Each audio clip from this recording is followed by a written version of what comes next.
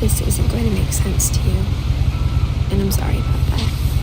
I'm just going to start at the beginning, with the house.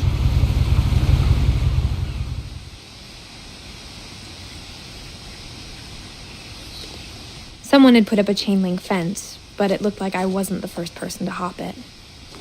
My brother Milton disappeared when I was 4. It was like the house just swallowed him up.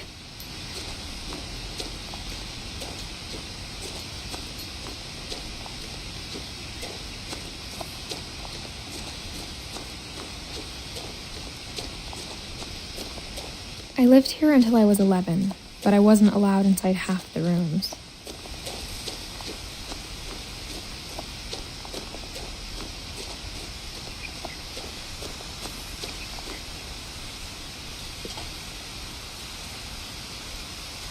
Inside the mailbox were bills from 7 years ago, marked urgent, open immediately.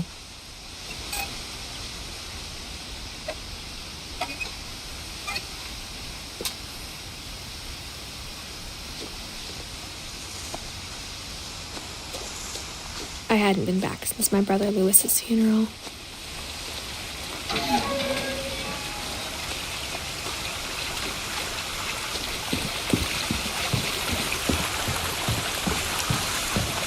In her will, my mother left me a key, but didn't tell me what it unlocked. Maybe she thought I'd know, or she thought that the mystery would be enough to bring me back.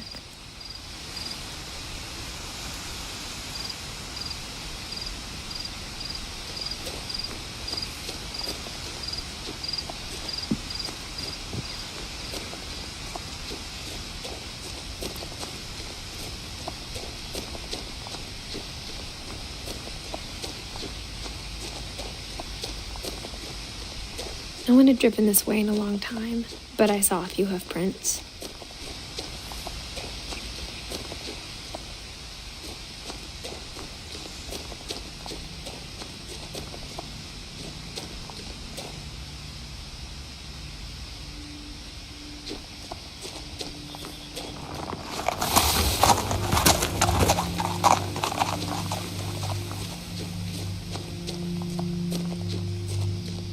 The truth is, even after I inherited the house, I never thought I'd come back to it. But now I had questions about my family that only the house knew the answers to.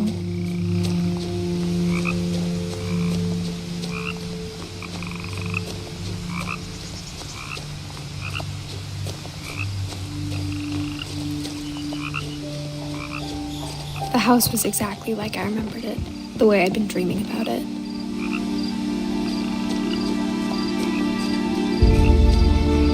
As a child, the house made me uncomfortable in a way I couldn't put into words. Now, as a 17-year-old, I knew exactly what those words were. I was afraid of the house.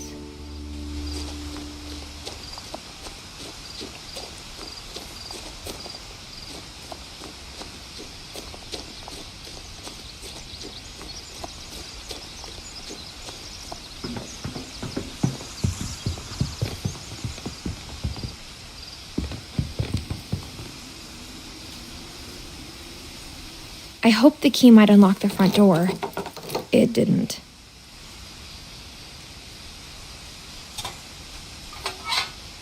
Looking in, I felt like the house itself had been waiting for me.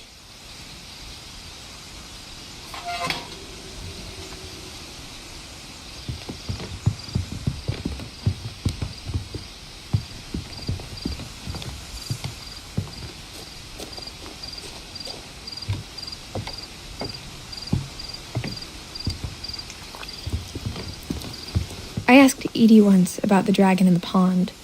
She said it had killed her husband. I was 6. It seemed like an odd joke to me even then.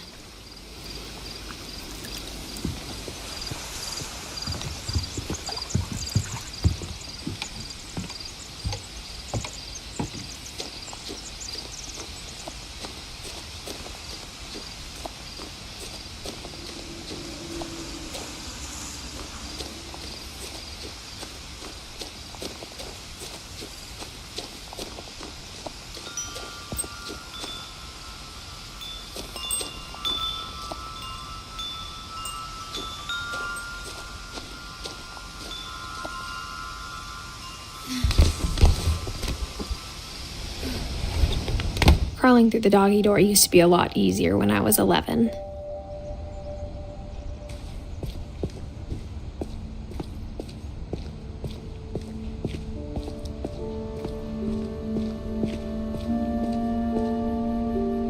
The power had been turned off the night we left.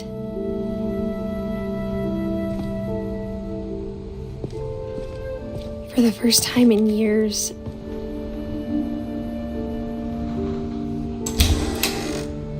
I felt like I was home.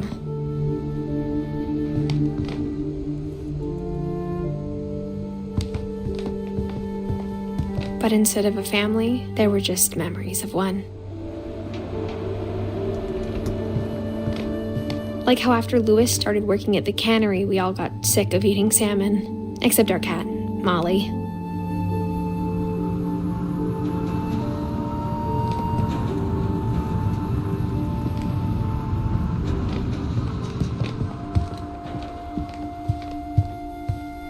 The table was still a wreck from the night we left. It was like a bomb had gone off, killing everyone but sparing the furniture.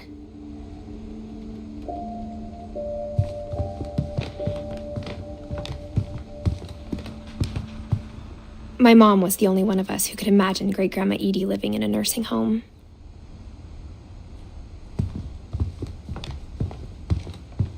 Nothing in the house looked abnormal.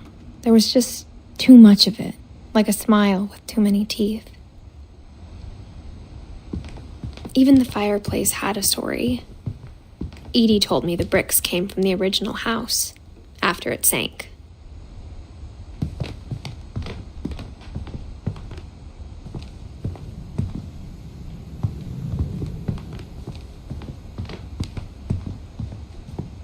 Mom always told me to stay out of the basement, so I wasn't too surprised when the key didn't fit.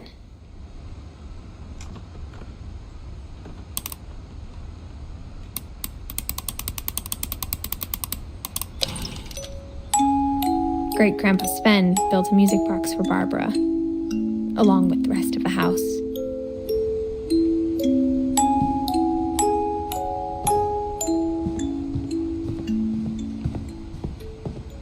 A lot of things got left behind in the whirlwind of that last night.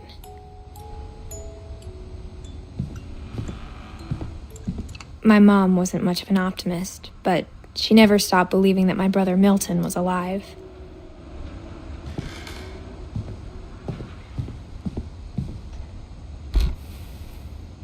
Edie told me once that every Finch who ever lived is buried somewhere in the library.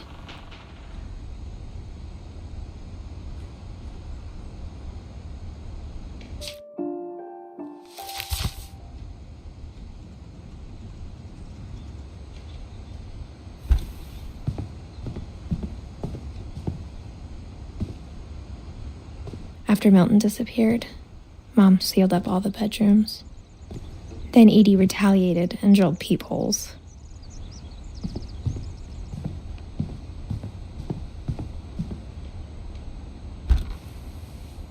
Molly always seemed like a girl I could imagine being friends with, if she hadn't died in 1947.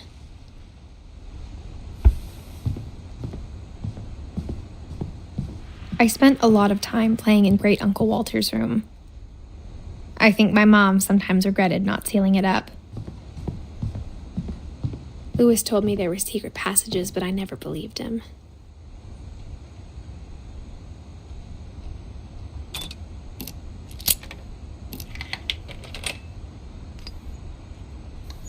Turns out, my mom was really good at keeping secrets. Now it was time to find out what my mom had been afraid of.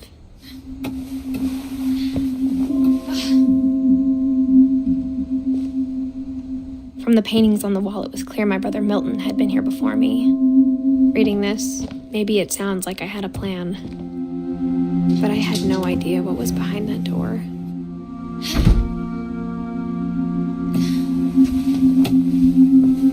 Just like I had no idea where all this was gonna lead. I grew up looking at Molly's room through the peephole.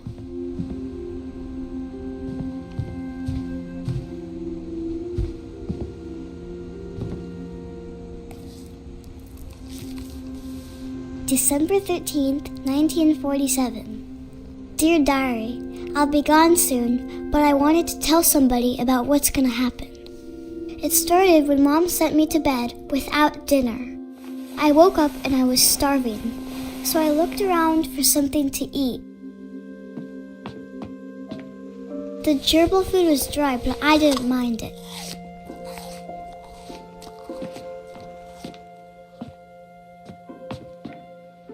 My Halloween candy was all gone.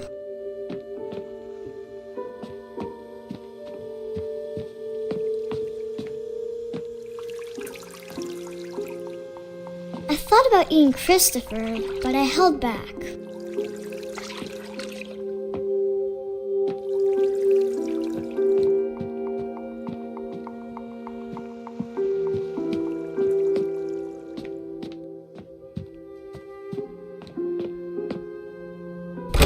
Mom, can I come out now? Sweetheart, it's late. Go to sleep.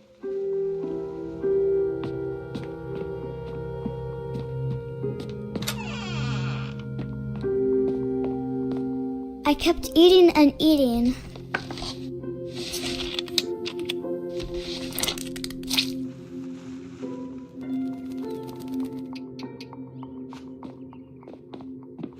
I ate a lot of things that night.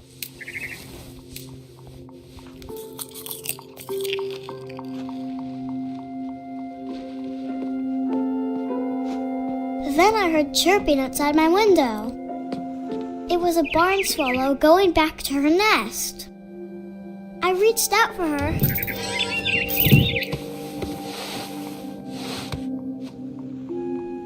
And suddenly, I was a cat.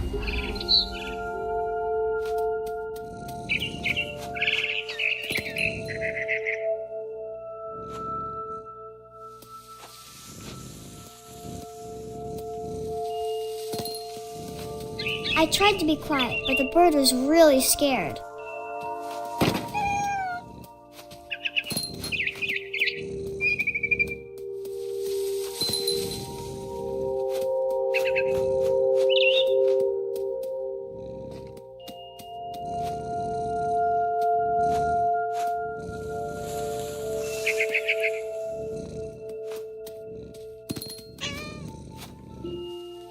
Mom and Dad didn't even look at me.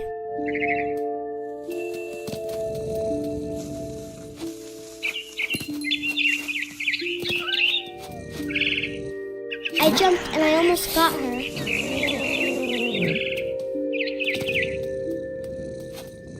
I could tell she was getting really tired.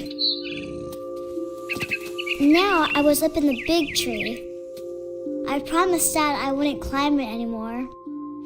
All I cared about was eating that mama bird.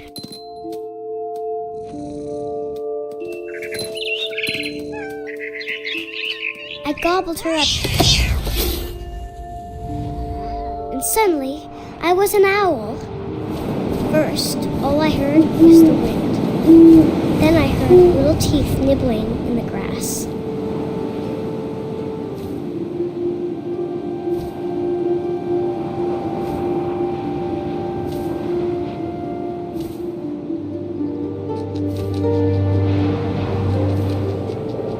Rabbits.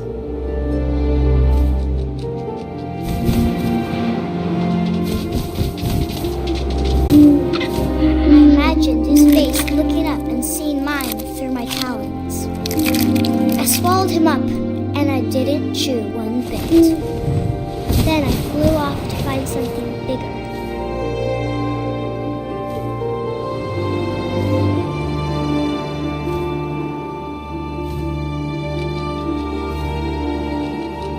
A mama rabbit.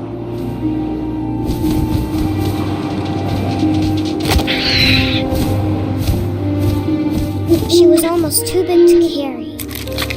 I started choking, but I couldn't stop eating.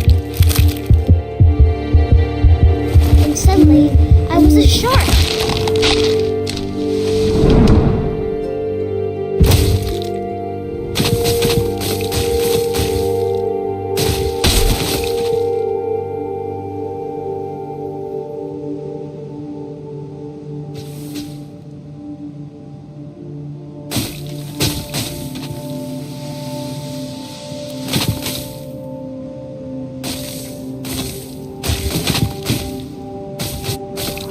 I rolled off a cliff and into the ocean.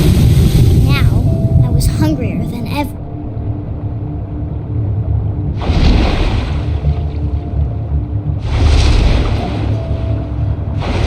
I wanted fat, juicy seals.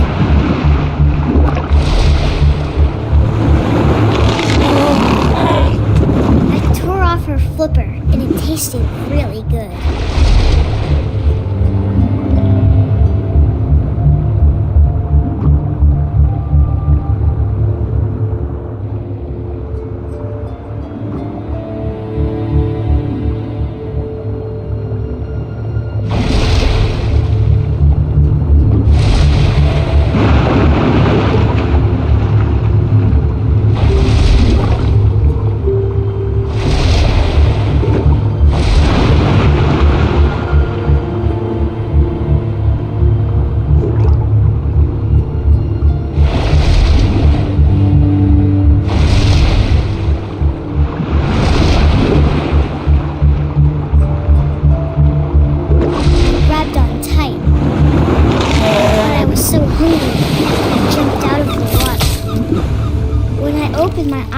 Everything had changed.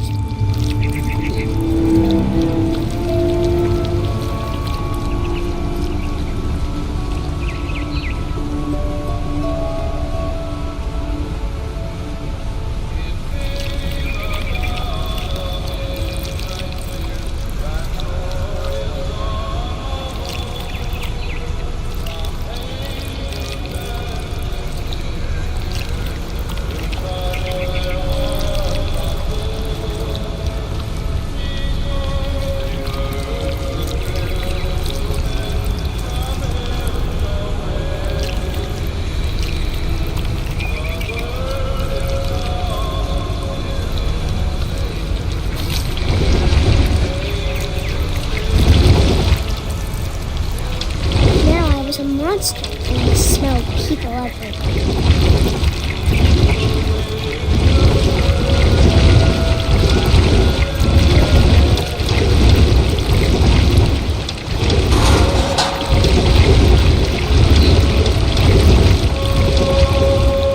I was big, and I moved real quiet.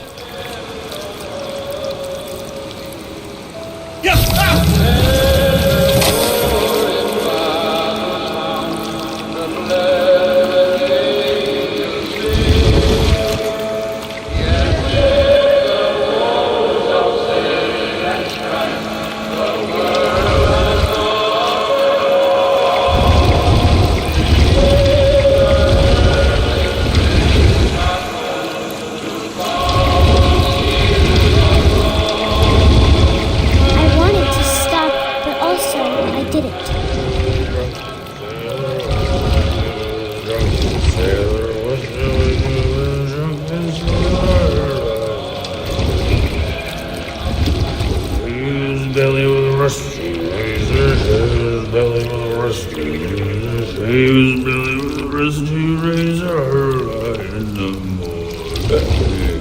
What shall we do with a drunken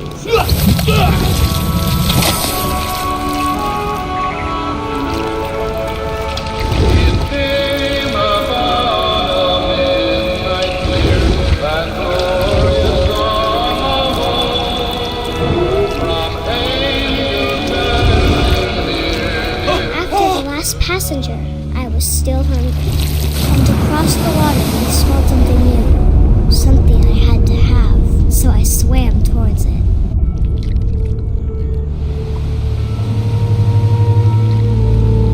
I slithered onto the sand, and the good smell went into an old pipe.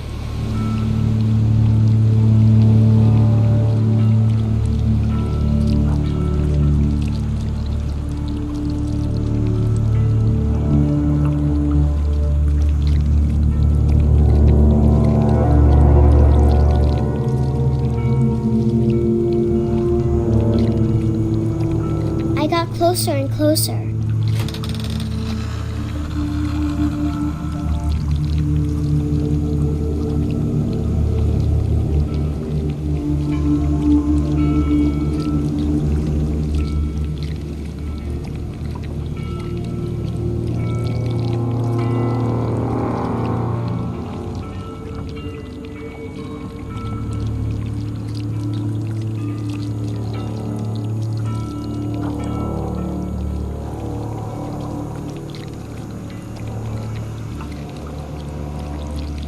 all of my stomach started growling.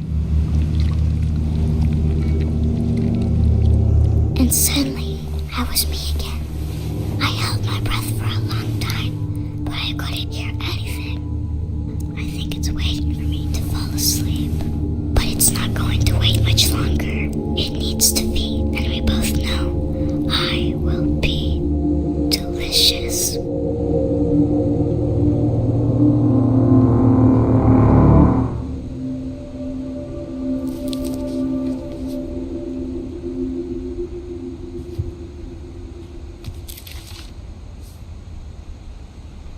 I'm not sure if I believed all of that, but I'm sure Edie would have.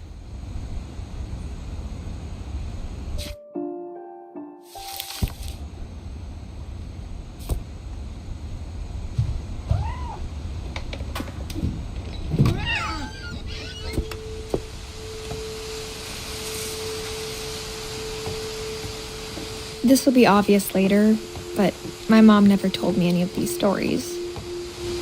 Edie would have, but Mom didn't like bringing up the past. Though, when we adopted a stray kitten, she was the one who named it Molly. I spent a lot of time in Great-Grandma Edie's room. We got along, and it was a good place to hide from my mom.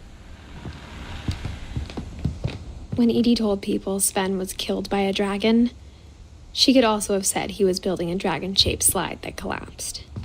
Even in her 90s, sometimes Edie seemed a lot younger than my mother. The only trace Grandpa Sam's first wife, Kay, left on the house was the pink bathroom. It was a pretty big trace.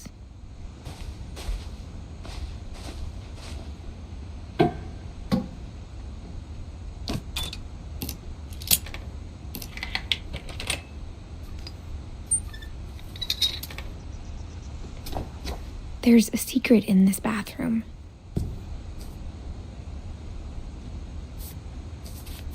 It's in the last place you would look. It isn't in the cupboard. It's hidden in this book.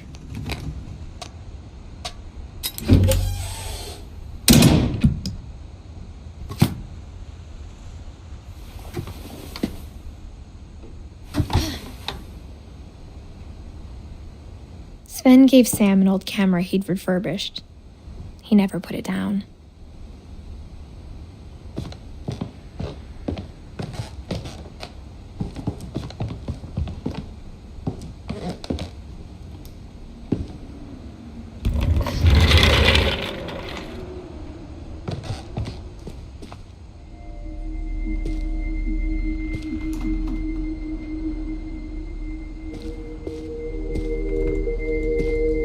I knew Grandpa Sam had a twin.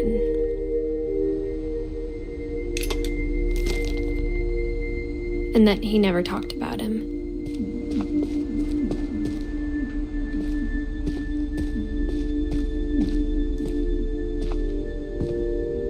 I guess my grandpa didn't like history any more than my mom did.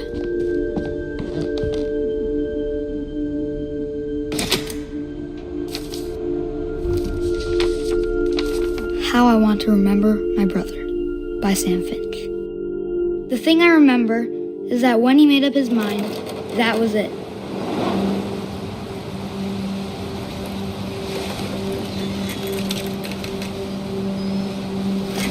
My brother said he'd die before he ate another mushroom, and he did. At Barbara's funeral, we swore we'd never be afraid again, and he wasn't. I think Calvin always wanted to fly.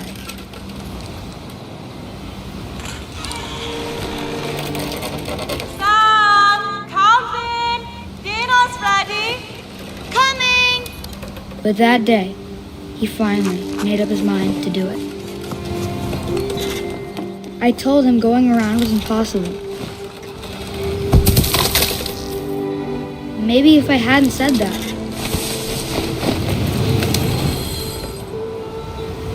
Calvin! I'm not gonna tell you again! maybe if the wind hadn't picked up, then maybe he'd still be here. but I doubt it. I think he'd already made up his mind.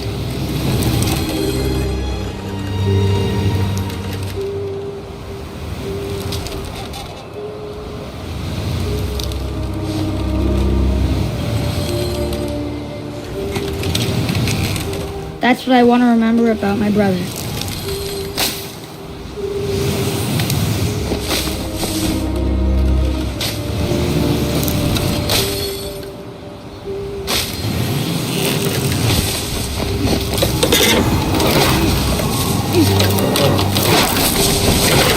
The day he made up his mind to fly.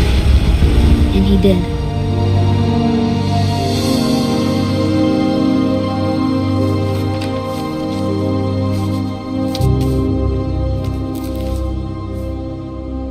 Calvin's story felt strangely familiar. When I was younger, I remember trying to do the exact same thing.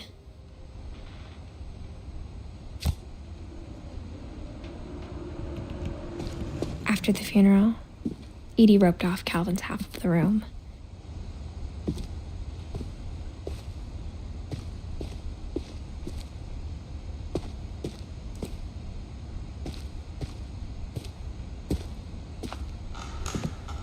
Mom said Grandpa Sam enlisted at 18 and never set foot in the room again.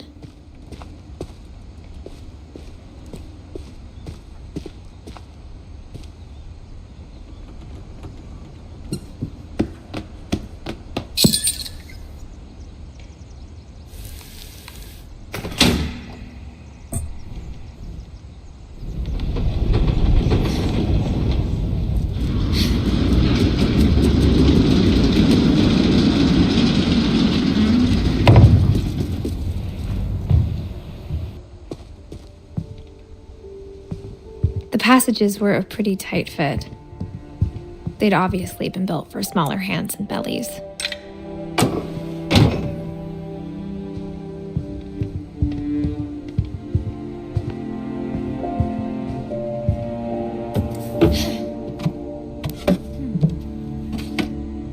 Growing up, I always thought of Barbara as a child star.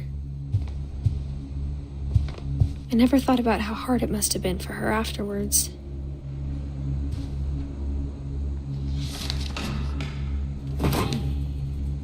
Of all the stories people wrote about Barbara's death, I'm surprised Edie saved this one.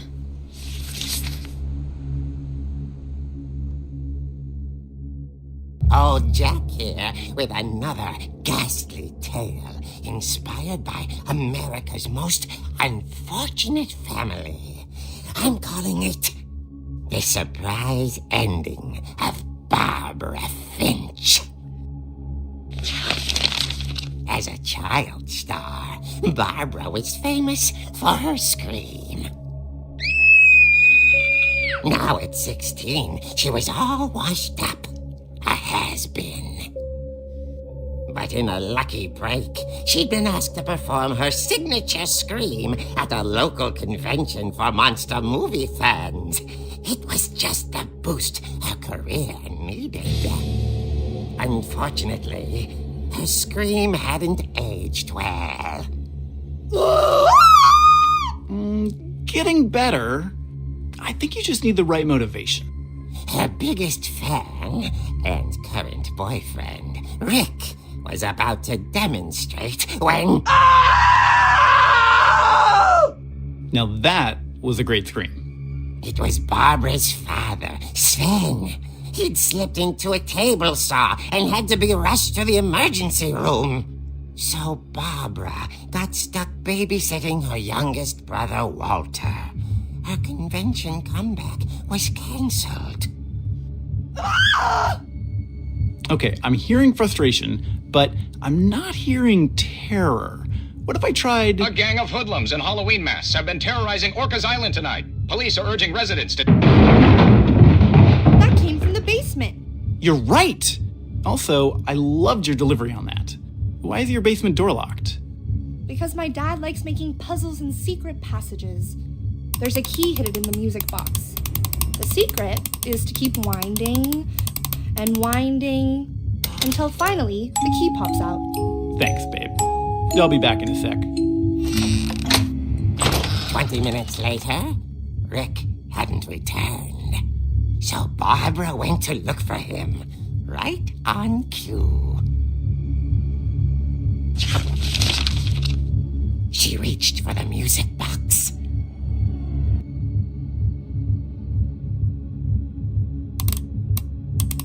And as she wound the key, she listened for Rick, but the house was silent.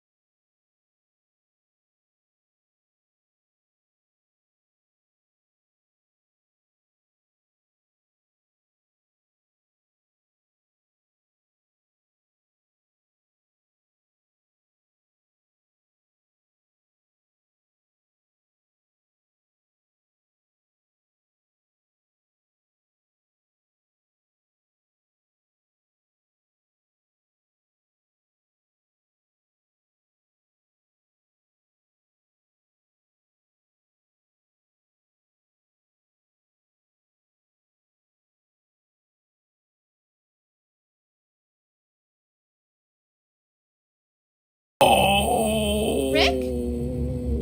Barb, relax. I was just trying to scare you to help you find your scream. Well, I'm not scared, Rick. I'm furious. Then act furious. All I'm getting from you now is that you're hurt and confused and She threw him out, but she kept a little something to remember him by. Barb, have you seen my other crutch? And she was still holding it when she fell asleep watching the late picture show. Hours later... Barbara! Walter, what's going on up there? Ah! Okay, I'm coming up, but if this is a trick, you're dead, Walter.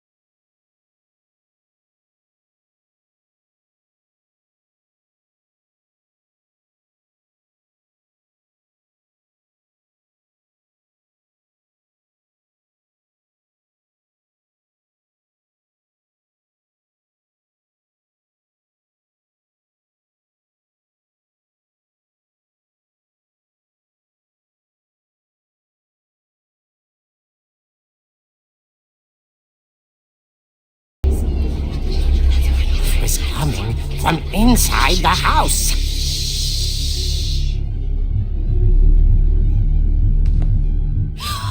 Oh dear. The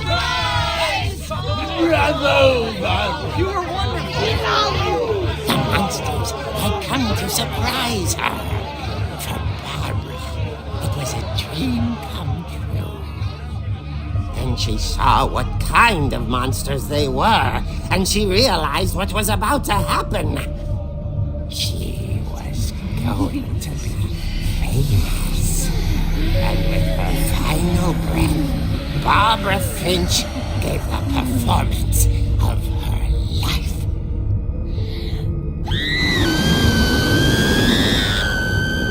I wasn't there myself, but I hear Barbara was magnificent. Poor girl. She had a taste for stardom. But unfortunately, so did her fans. Of course, the police blamed it all on poor Rick, who disappeared the same night. And little Walter, hiding under his bed the whole time. He took it all pretty hard, but that's another story. As for Barbara, tucked inside the music box is all they ever found of her. Her ear. Now that's what I call a real eerie tale.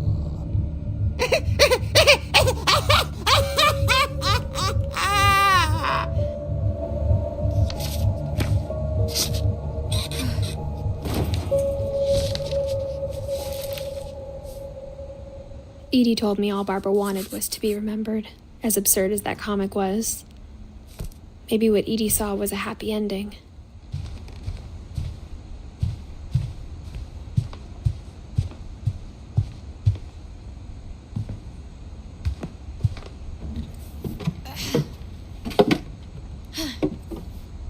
I guess now I know why Mom didn't like me playing with the music box.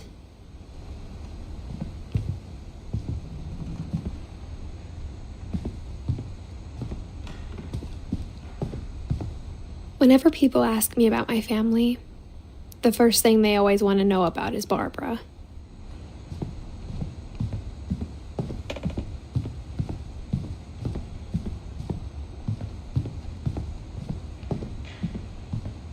It's funny. All those times I played with the music box and never found the basement key. The last time I was in Edith Sr.'s room, I was 10 and she was painting my portrait.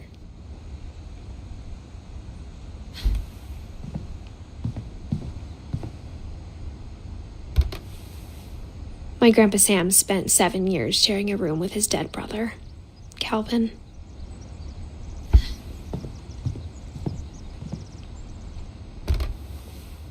As a kid, I just assumed every house had peepholes and sealed rooms you weren't allowed inside of.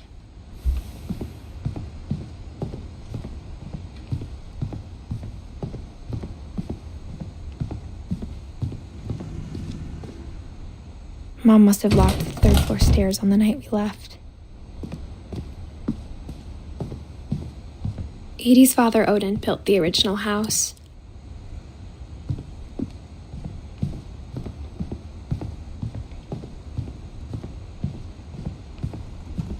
I wonder if that comic was right about there being a key inside the music box near the basement.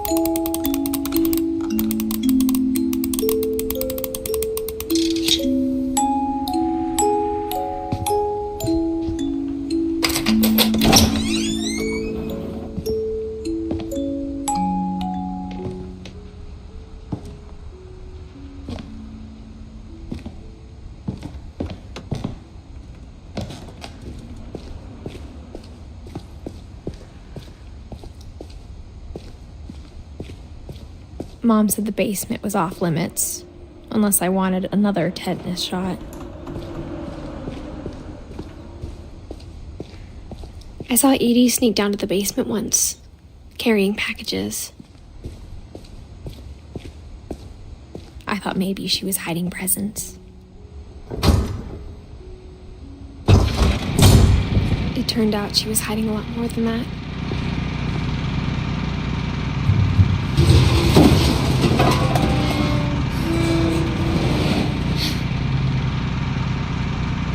I remember asking Mom once about where Walter had gone.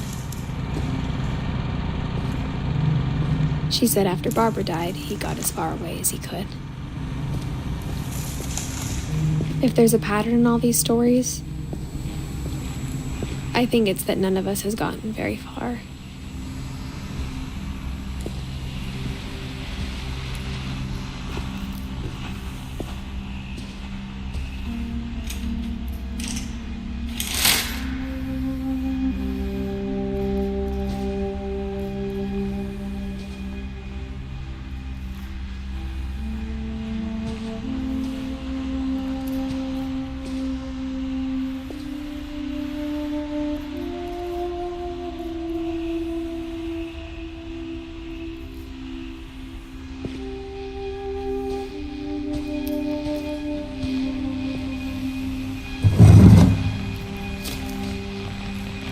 Goodbye, everyone. I can't believe I've been down here for 30 years. On that first day, after the shaking started, I didn't think I'd survive a week.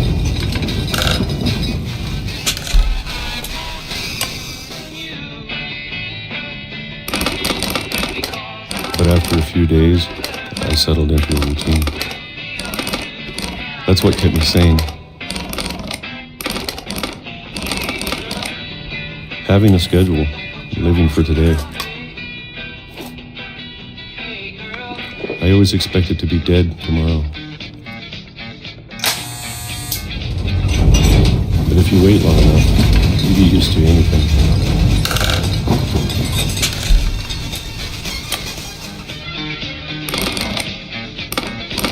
Even a monster on the other side of the door starts to feel normal. Almost friendly.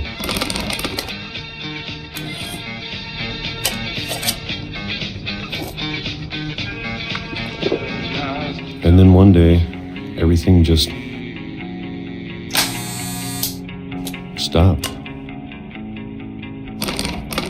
Whatever that thing was, it was gone. Maybe it got tired of waiting. Or maybe I just got tired of being afraid.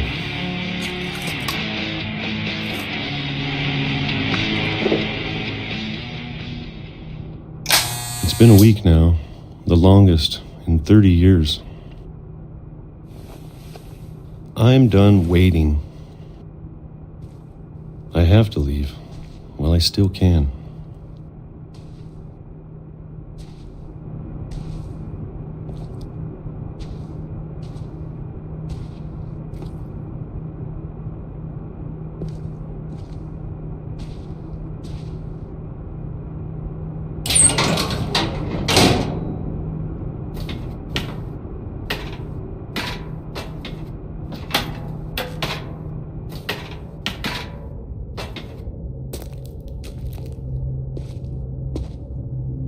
I know it's out there somewhere.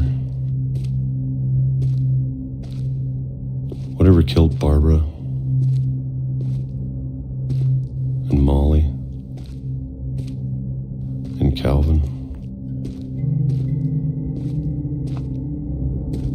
Maybe this is all a mistake.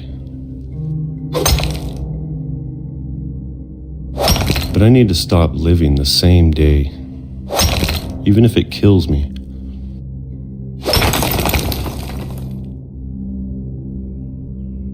Whatever's out there, I want you to know I'm ready for it. I'm going to appreciate all of it, especially the food. I don't mind if I only have a year left,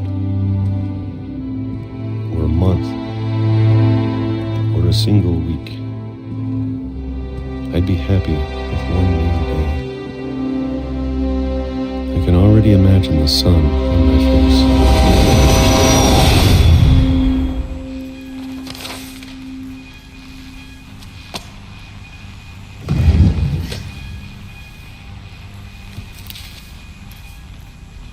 Walter died when I was 6. I can't believe my mom never told me he was down here. I'm sure my mom was trying to protect me.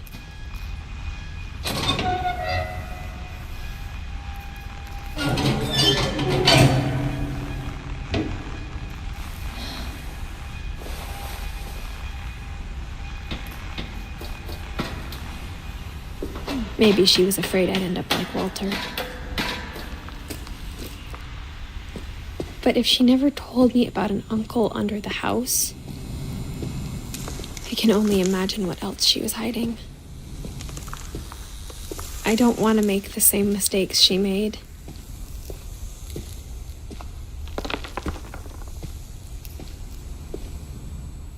Trying to bury something that's still alive.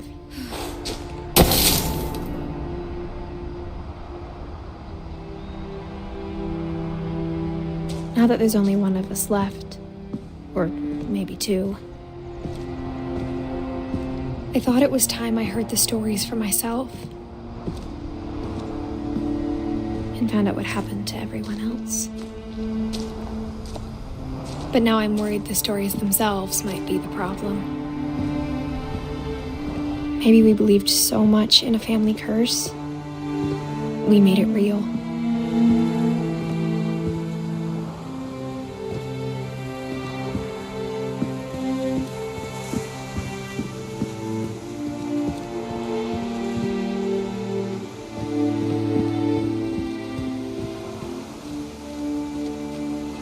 I don't know if I should even be writing this.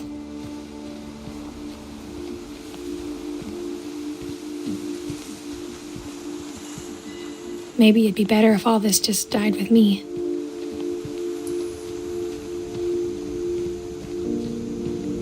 But I thought you should know about your family.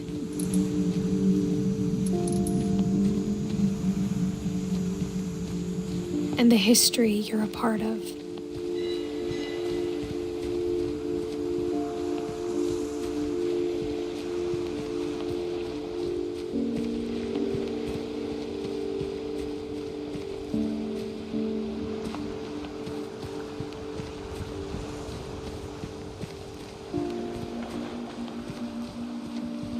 Though to be honest, I feel as lost as you probably do right now. I think the people in these stories believed them, for what that's worth.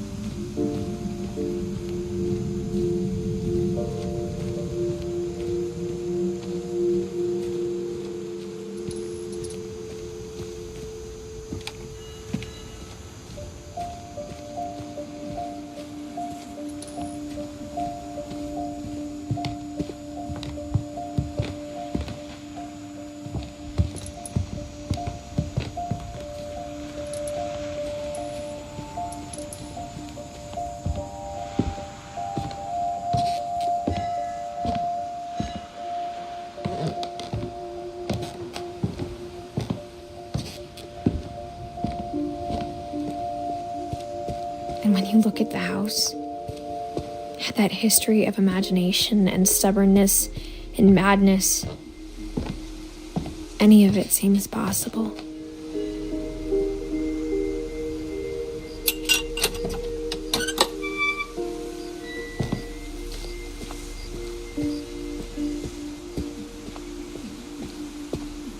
I think we've been surrounded by death for so long, we've just gotten used to it.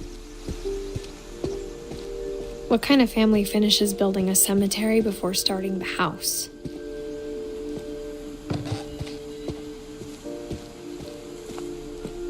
It's embarrassing for me to admit this, but the pet cemetery made me more uncomfortable than the human one. 3 of the gerbils are mine, and 2 had been my fault.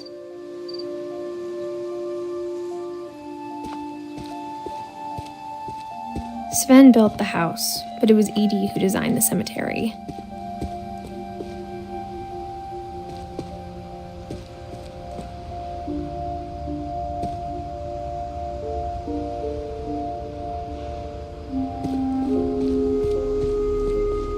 I'm sure Odin's monument had been Edie's idea. My mom was always trying to move on, but for Edie, the past never went away. She could see it poking out of the water at low tide.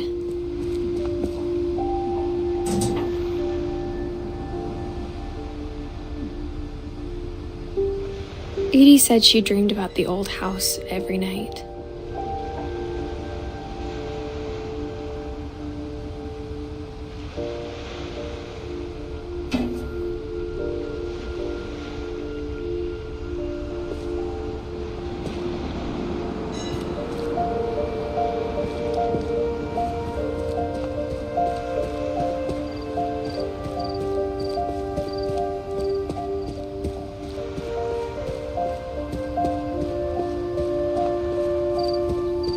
Edie's side was always easier for me to understand. But the older I get, the more I can see where my mom was coming from. Her dad had been pretty strict, but it wasn't enough to save her brothers. She was just trying to do better.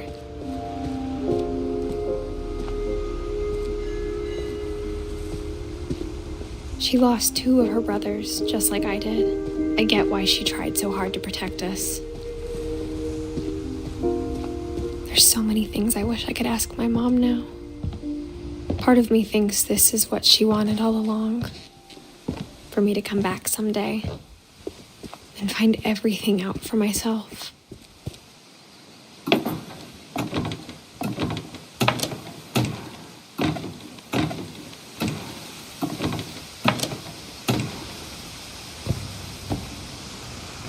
But looking back on it now,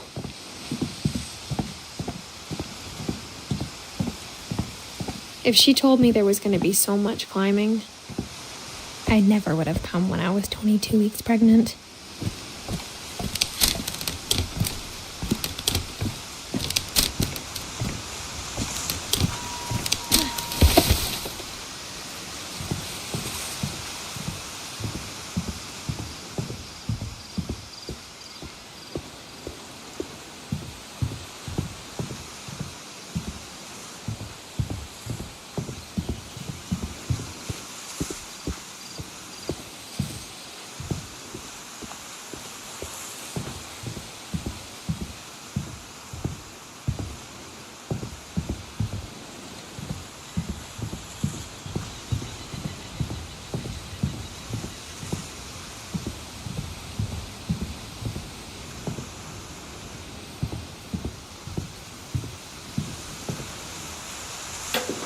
I never met Grandpa Sam, but I think he and my mom had a lot in common.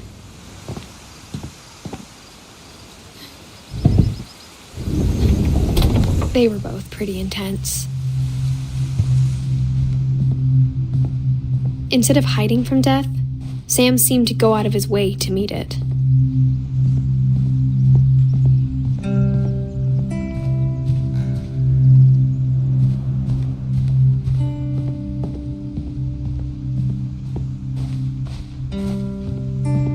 Sam spent his life shooting photos, but Mom said he got nervous being in front of the camera. I guess we're all afraid of something.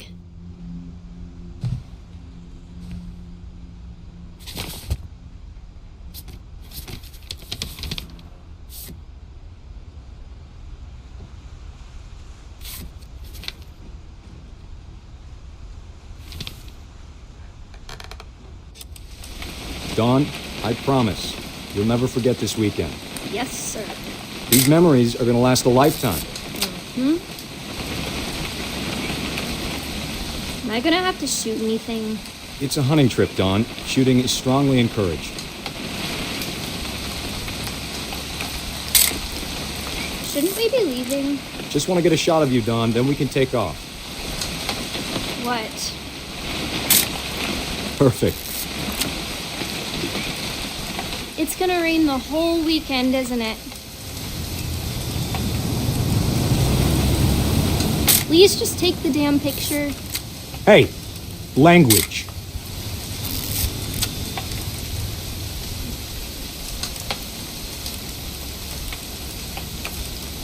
Did you want to get a picture of me or what?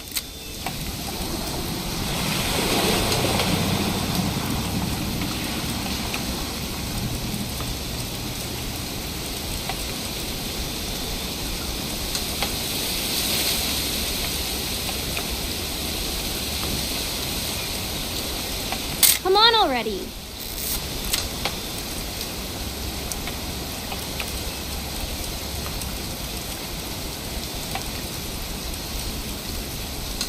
I will never forget this weekend, Dad. That's the spirit. Smile, Dawn. Okay, got it. I'm gonna take some pictures, okay? Just be careful. That camera's older than you are. Hey! That's a keeper. Definitely should not have drunk all that coffee. I'm just saying, I'm not always gonna be here, Dawn. You'll need to remember this stuff, if you want to survive. I'll be fine, Dad. You know who else thought he was gonna be fine? Some guy who died. Dawn, I'm being serious. I know, Dad. You're always serious. Doesn't being out here make you want to chill out? Well, to tell you the truth, I haven't been out here in 20 years. Dawn, don't you think you could find something more interesting to photograph? Last time I was with my brother Calvin. Man, that was a great trip. Your grandpa Sven taught us how to fish, how to build a fire. We found an old logging trail. Dad! Good eyes, Dawn.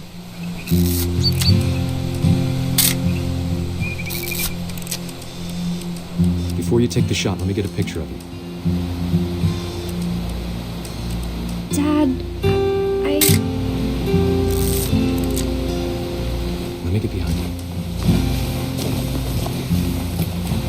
do I have to do this? Dawn, you don't have to. Great shot, Dawn!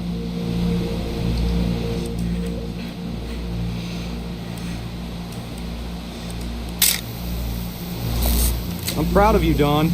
Always remember that, okay?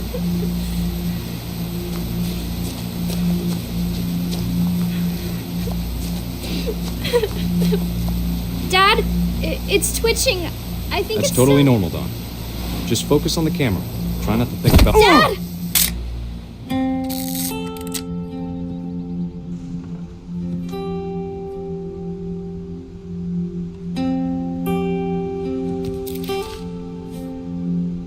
Of all these stories, that's the one I wish most that my mom had told me.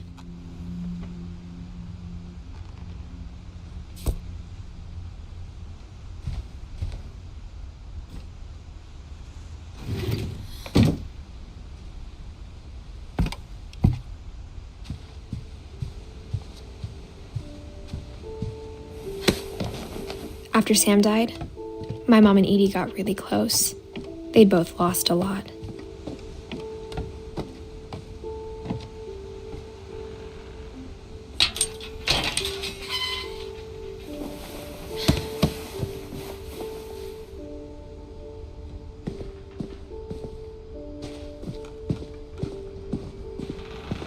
I can't imagine my mom ever writing poetry, and yet...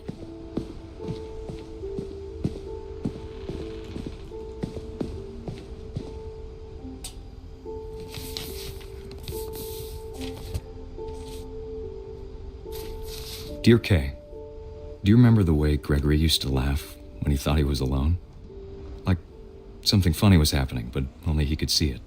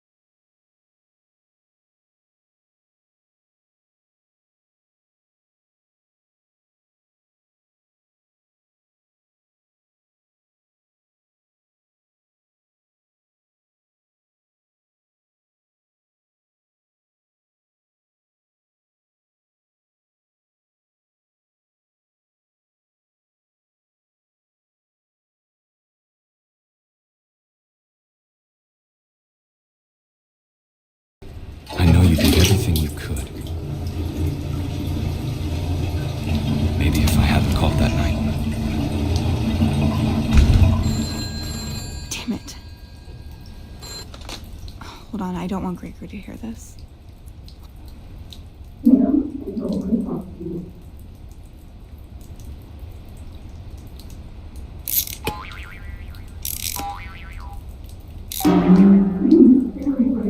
I wish you could have told us.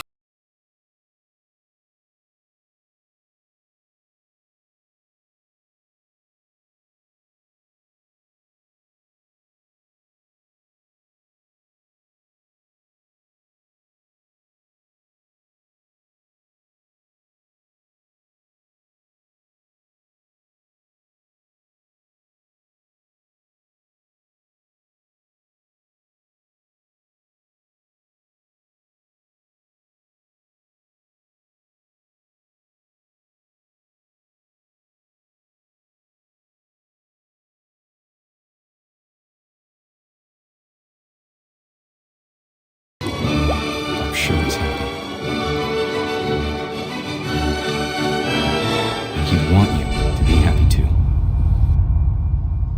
Good luck, Kay. Love, Sam.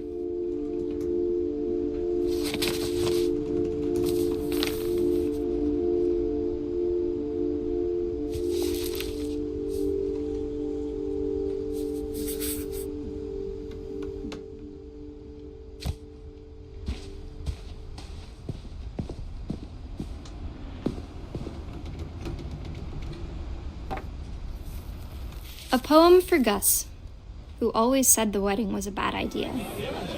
Our father never hit us kids, at least not very hard, before the day my brother said with teenage disregard that he'd be dead before he'd see a wedding in our yard.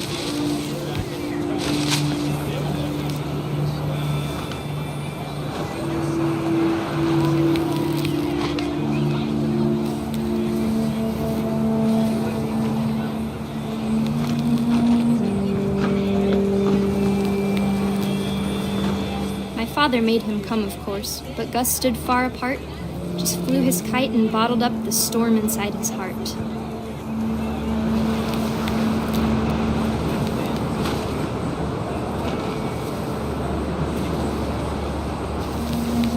I tried to talk him out of it, but though he'd never met her, we don't need a stepmom, were the words that I now pronounce you husband and wife. You may kiss the bride.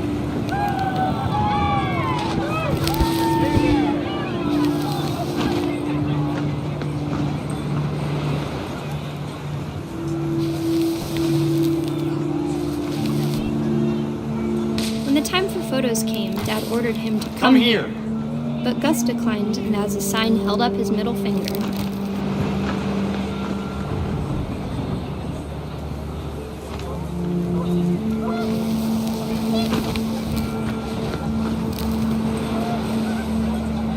The wind picked up and panicked geese appeared and quickly went.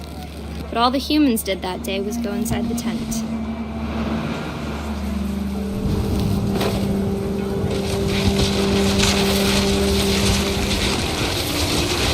Rain came down in buckets then, but no one seemed afraid that nature might destroy the tent our dad had crudely made.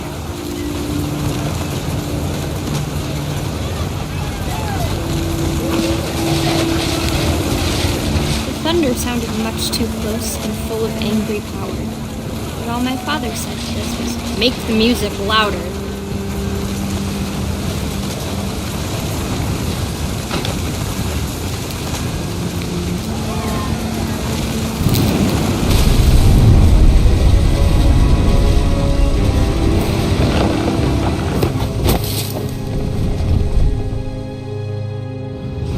I wish that I could truly say I thought about you on that day.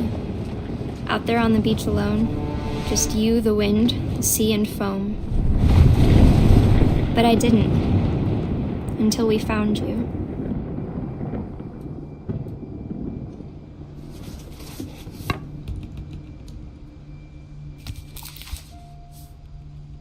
She never talked about him, but Mom told me once if I was a boy, they were going to name me Gus.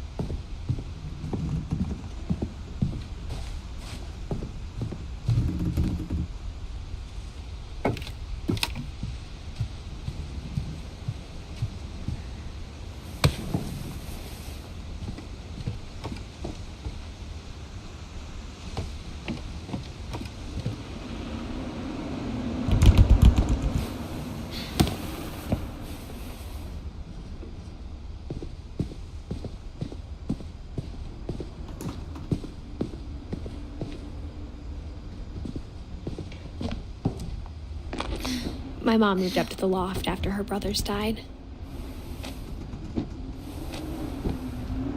At the time, it was as far away as she could get.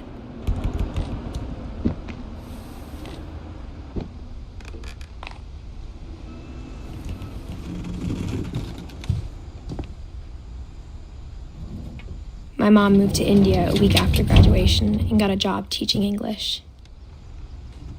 She spent a summer building houses in Calcutta, where she met my dad, Sanjay.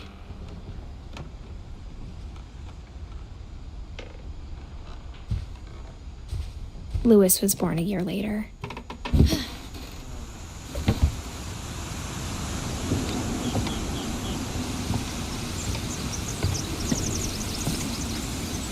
When my dad died, I don't think Mom knew where else to go. I'm sure Edie was happy to have her back. And to see kids in the house again.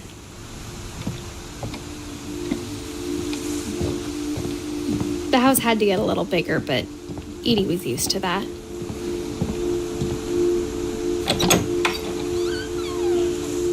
And for a while, things were good. Almost normal. But it didn't last.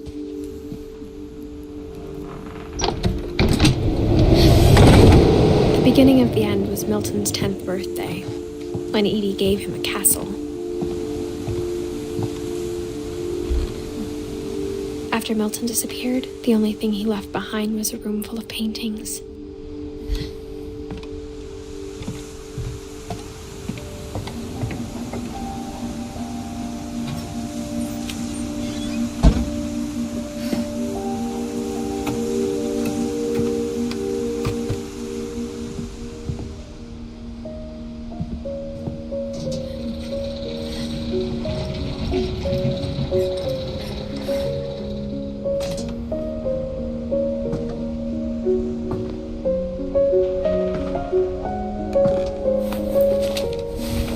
Milton Finch in The Magic Paintbrush.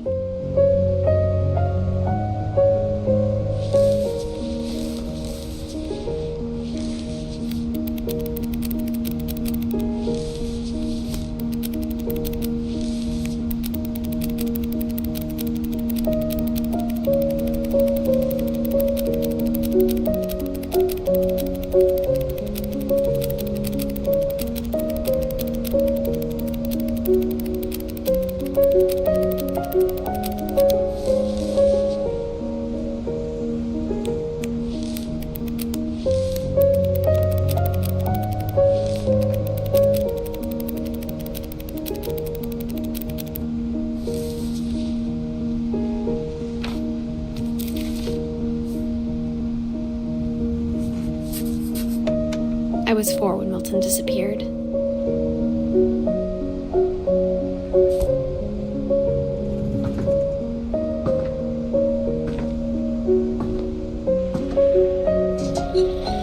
Mom spent months searching for my brother. Then she sealed the doors.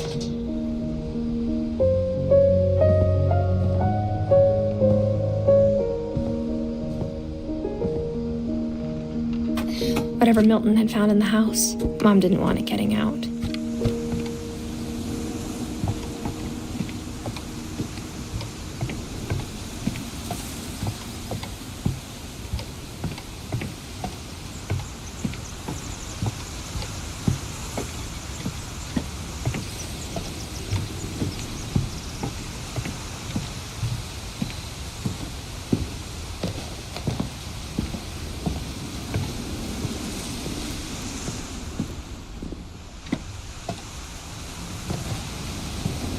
Mom definitely blamed Edie, but I think Louis blamed himself. After he graduated, he just spent more and more time in his room, until Mom got him a job at the cannery. Everyone always told me to stay out of Louis's room, except Louis.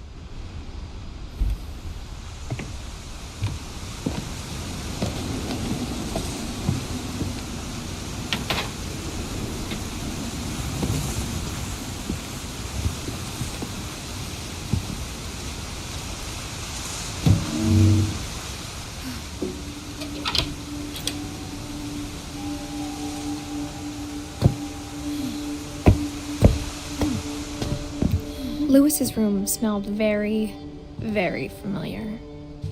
That part of him lived on.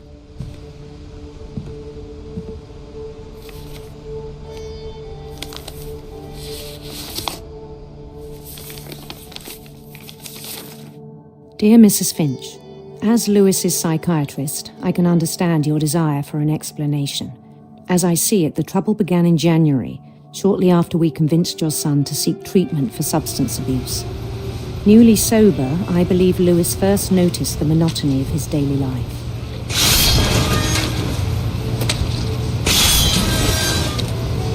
He kept working at the cannery, but he withdrew part of himself. In our sessions, I saw the same behavior. His mind began to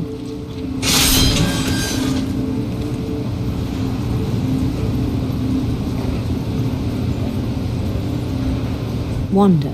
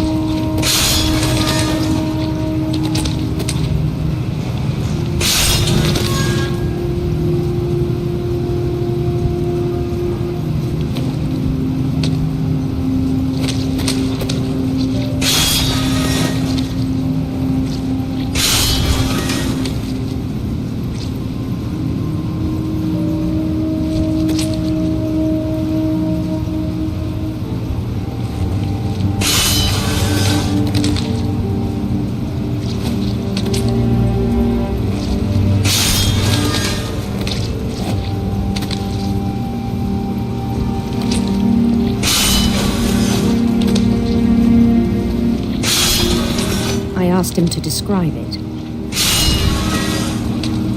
He said he started small, imagining a labyrinth. He'd feel his way about. Then something moved. Bats and toads.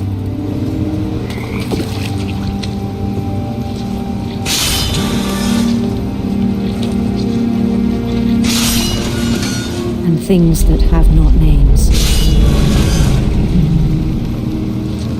He knew it was all in his head, but he took it very seriously. I had hoped he'd find himself.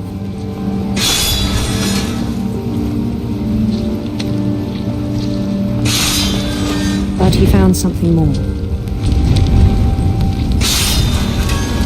I worried about him then. Daydreaming at the cannery.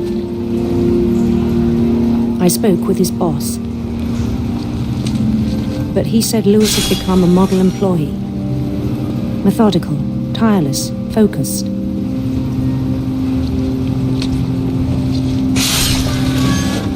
Like a whole new Lewis. So I let him go on.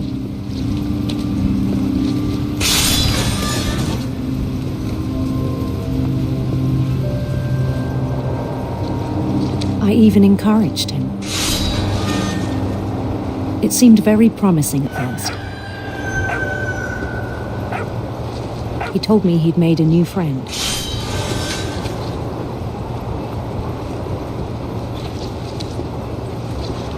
On the edge of a city he named Lewis Topia. He built the city up slowly, brick by brick. Then he made musicians.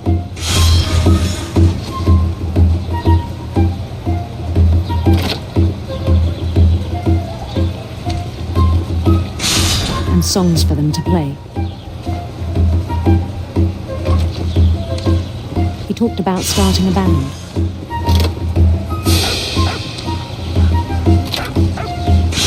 And and he was always humming something.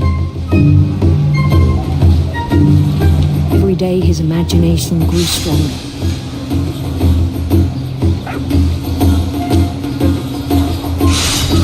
He no longer spoke at the cannery, but his chopping was as reliable as ever. Then one day it struck him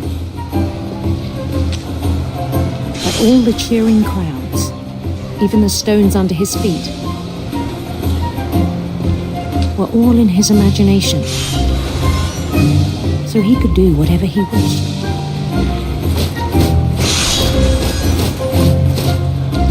He held an election for mayor, and he won. They begged him to stay, but his mind was already wandering. It became a game for him.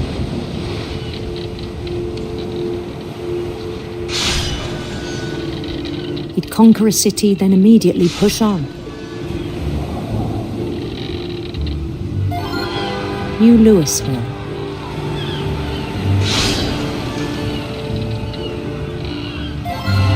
St. Louis. He started drifting away from our reality.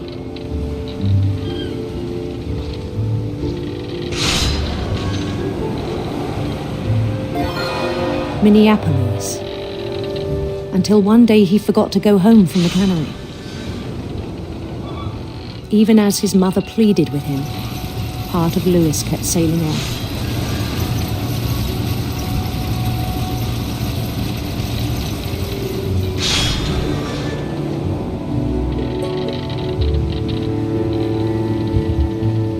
In Louisburg, he heard rumors of a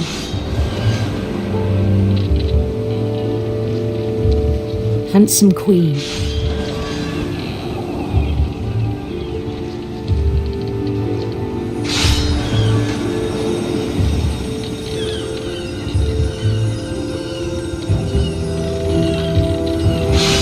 The queen was on her own quest for sinister serpents.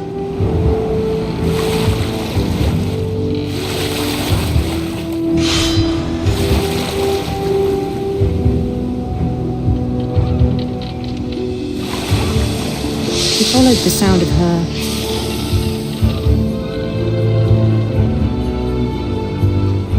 electric sitar.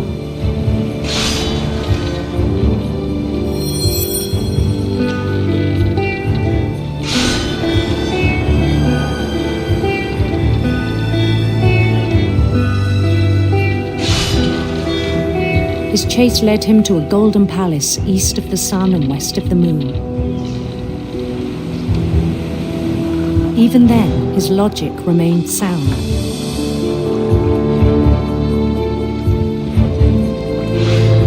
He knew the world was all in his imagination.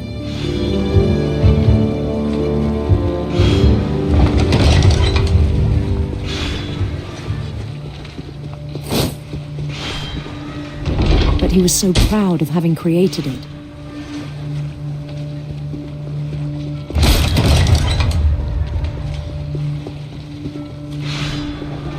In his own eyes, he'd become something greater than a king.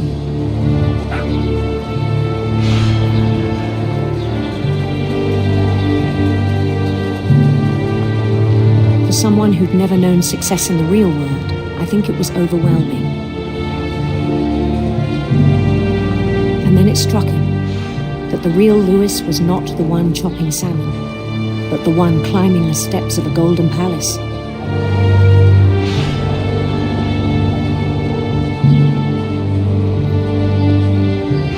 My imagination is as real as my body, he told me. It was hard to argue with him.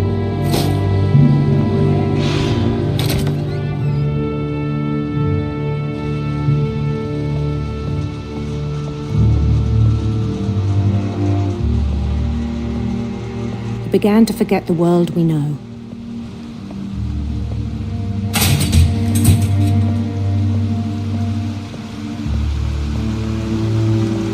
I think it pained him to remember Louis, the cannery worker.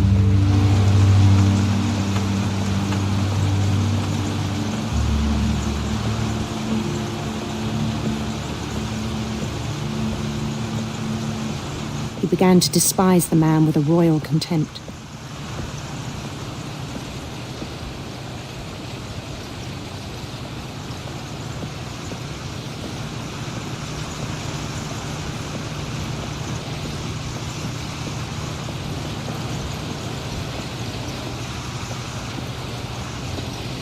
I still thought I could save him. Even after he said he was being crowned king over all the lands of wonder.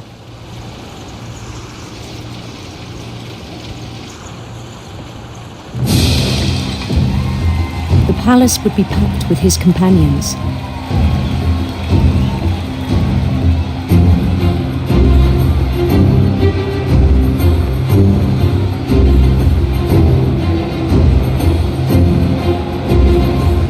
Including the wise Calico who'd insisted on advising him.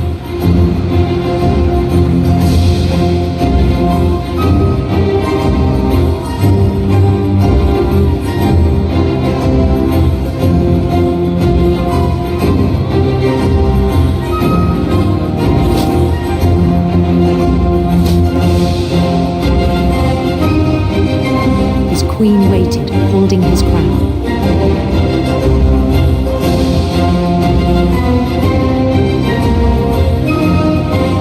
There was only one thing left to do.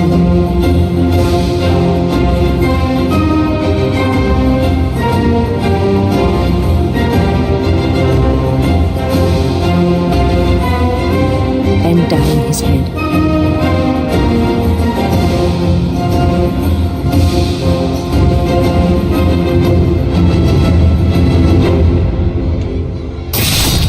And the rest I think you know.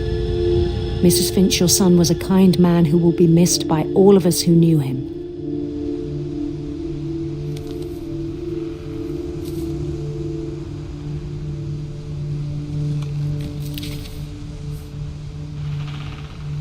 My brother was really cool. I wish you could have met him.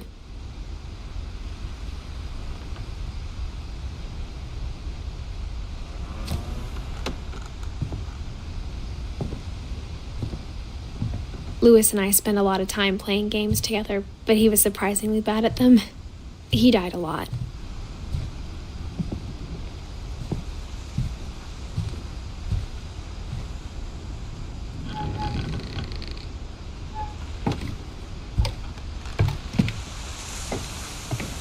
On the way back from Louis's funeral, my mom told me to start packing.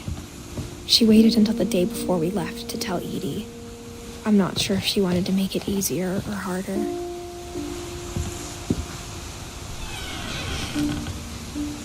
I wish we'd stayed. But I understand why we left. My mom ended up leaving everything behind.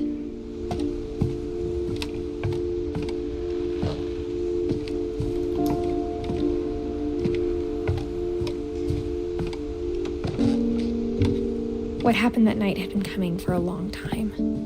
Maybe it should have come sooner.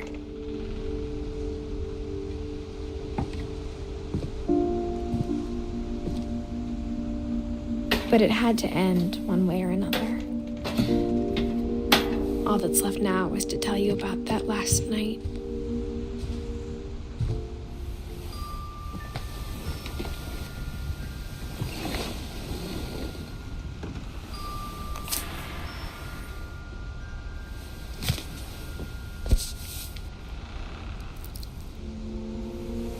That whole last day, Edie just watched us pack and didn't say a word. Until supper, when she raised her glass and said, "To our final night together, and all our final nights apart." Grandma, you know what I said about alcohol. Some of your medications are very Edith, specific. I left a present for you in the hallway. Why don't you go open it? The grown-ups have to argue now. I'm sorry, you're right. We're all leaving tomorrow. Let's just enjoy our last... I'm not leaving. Edith, you're excused.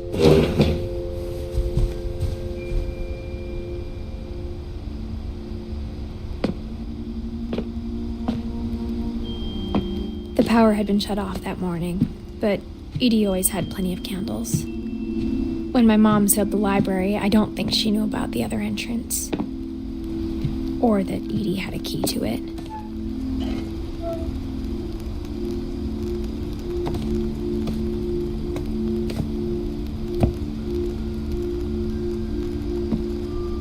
That thing you're afraid of isn't going to end when you leave the house.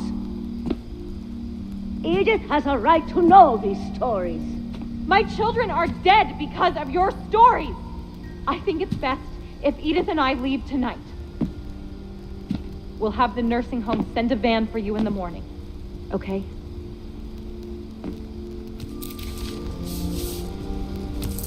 Dear Edith, there's so many stories I wish I could tell you, but there's only time for one. This is about what happened on the night you were born. That night, the tide went way, way out. It was the first and last time I ever saw the old house aground.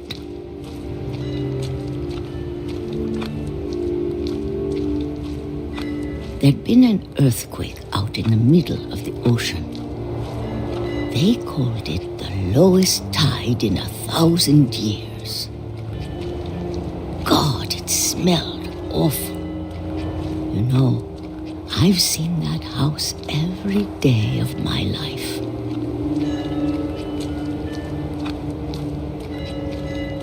But I never thought I'd go back to it. When the fog rolled in, I lost my way.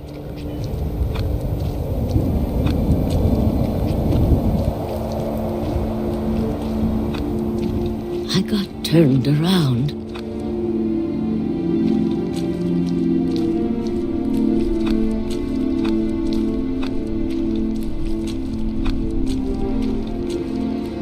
For a while, I wandered.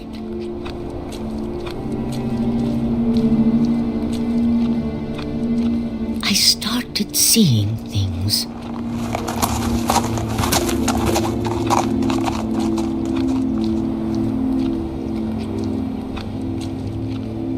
Things I'd forgotten had ever existed.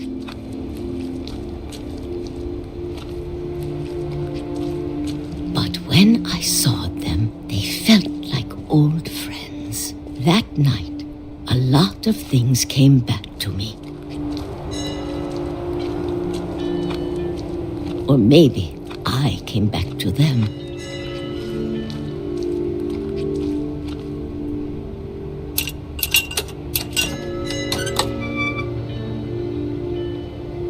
Things I can't explain, but that I need you to try and... Edith, what are you doing in here? It's mine. Edith! Mom, you're gonna rip it! Let go! I kicked and screamed, but Mom dragged me to the car. I never saw Great-Grandma Edie again. The next morning, the van came to pick her up, but she was already gone. After that, we moved around a lot.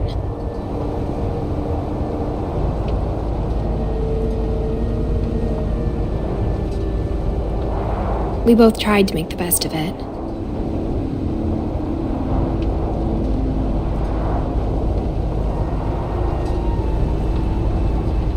A few years went by.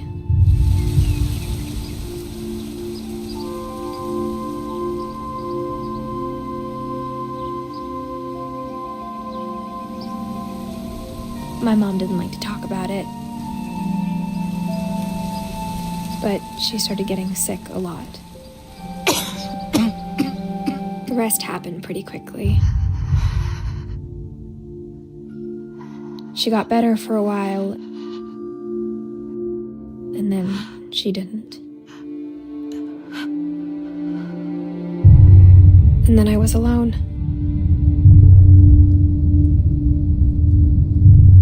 The last Finch left alive.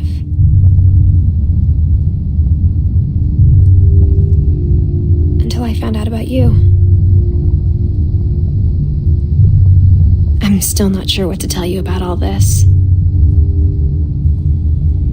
If we lived forever, maybe we'd have time to understand things. But as it is, I think the best we can do is try to open our eyes and appreciate how strange and brief all of this is.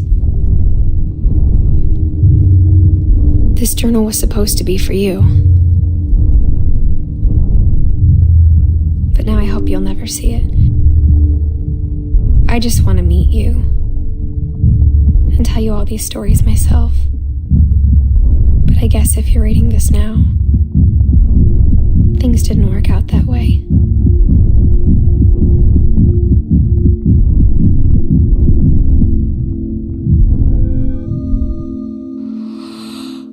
This is where your story begins. I'm sorry I won't be there to see it. It's a lot to ask, but I don't want you to be sad that I'm gone. I want you to be amazed that any of us ever had a chance to be here at all. Good luck.